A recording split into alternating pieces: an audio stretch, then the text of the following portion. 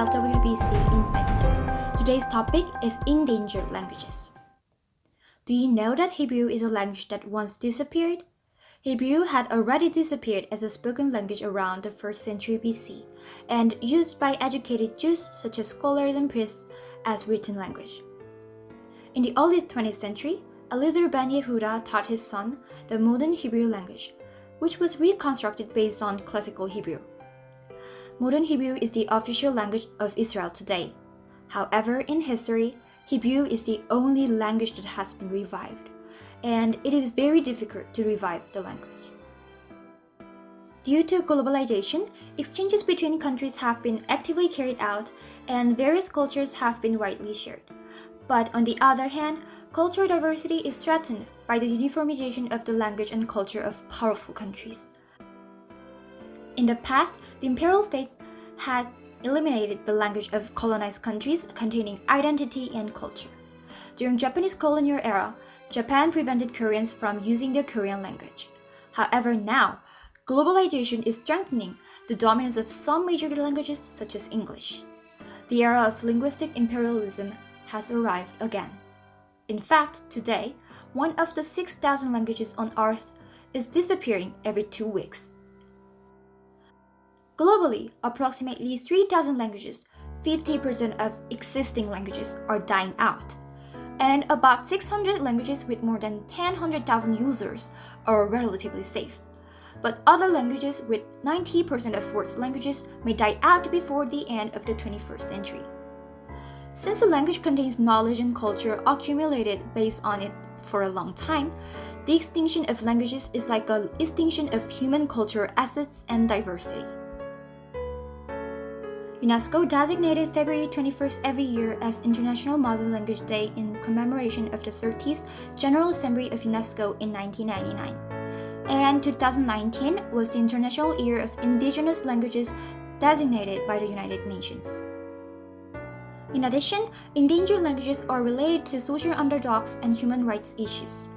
If the state does not provide policy support for minority languages, speakers of minority languages are not only discriminated against in their daily lives, but are also restricted to rights that were natural to most people, including education, healthcare, law, and financial services. Therefore, I'm planning to promote awareness of the endangered languages of people and to help protect the human rights of minority language speakers by preserving the endangered languages of the world. Through this, it will be able to realize the two values of UNESCO's 4 core themes. One is the value of language human rights among peace and human rights, and the value of understanding multiculturalism among intercultural learning. Kim Eran's short novel, The Future of Silence, is based on the dying of language, an essential problem for human living in modern civilization. In the novel, the centralists gather speakers from endangered languages to create a minority language museum. Although it was set to protect the languages of the endangered world and raise awareness to people, speakers of endangered languages are left alone in their respective exhibition halls, feeling lonely. It was because the centralists thought themselves and their language were dominant, and they just exhibited the minority language speakers in the museum. At first, I criticized the centralists, but then I realized that I was not different from them. First, I found myself ignoring the value of the Korean dialect, thinking that the standard Korean was dominant. I reflected on my appearance of looking at dialect speakers strangely, considering dialect as just the gag material of a gag program. So, I decided to continue to pay attention not only to the endangered languages, but also to the regional dialects of Korea and make efforts to preserve the languages. I want to share a short video in which you can feel the charm of Korean dialects. And also by looking at this exhibition, which is inspired by the novel, I decided to preserve the Jeju language. Let's take a look. In December 2011, UNESCO's Red Book of Endangered Languages selected the Jeju language as the 4th stage of the 5th stage, which was about to die out. For your information, the endangered languages become a dead language when all native speakers disappear. The extinction of Jeju language leads to the disappearance of the lifestyle, culture, identity of Hanyo, the female diver. To think differently, when Hanyo die, the Jeju language will extinct.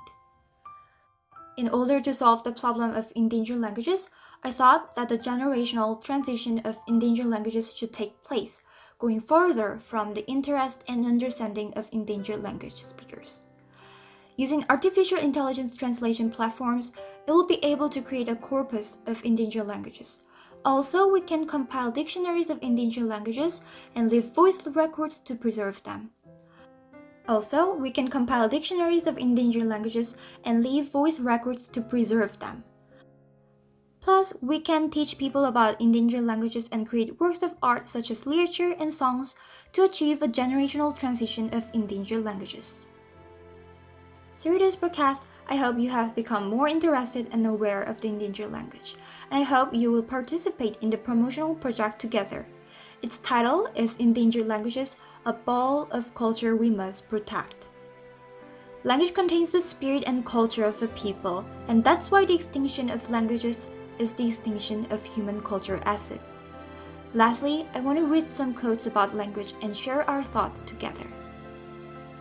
Absolutely nothing is so important for a nation's cultures as its language. William von Humboldt. The more languages you know, the more you are human. Thomas Masaryk. The limits of my language mean the limits of my world. Ludwig Wittgenstein. To possess another language is to possess another soul. John Le Carre. You can choose one or two quotes and explain your thoughts, or you can share your thoughts about endangered languages after watching this podcast. I hope you write a comment about it, and this was Hyujin of LWBC Insight. Thank you for listening.